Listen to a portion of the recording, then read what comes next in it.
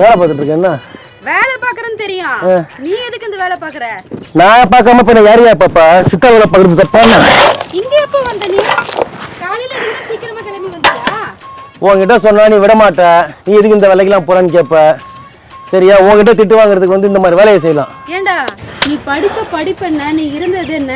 Manager போஸ்டிங்ல இருந்தவன் போய் இந்த வேலை பார்க்கலாமா? சங்க தலைவர் நீங்க, உங்களை போய் இப்படி சக்கரை கழுவி வச்சானுங்களே. அதனாலதான் இந்த வேலை பார்த்துட்டு இருக்கேன். படிக்காதவங்க தான் எனக்கு பணக்காரா வராங்க, படிச்சவங்க எல்லாம் இந்த வேலை தான் பார்த்துட்டு இருக்காங்க. இதுல என்ன தப்பு இருக்கு சொல்லுங்க? வேலையில பேசுற பண்ணி நான் சொன்ன தப்பா நினைச்சுக்க மாட்டேன்ல. என்ன இங்கேயே வந்து இந்த பொழப்ப கெடுத்துறாது. செஞ்சு போறியா? உனக்கு வேலையே இல்லையாடா? அதான் வேலை இருக்கே.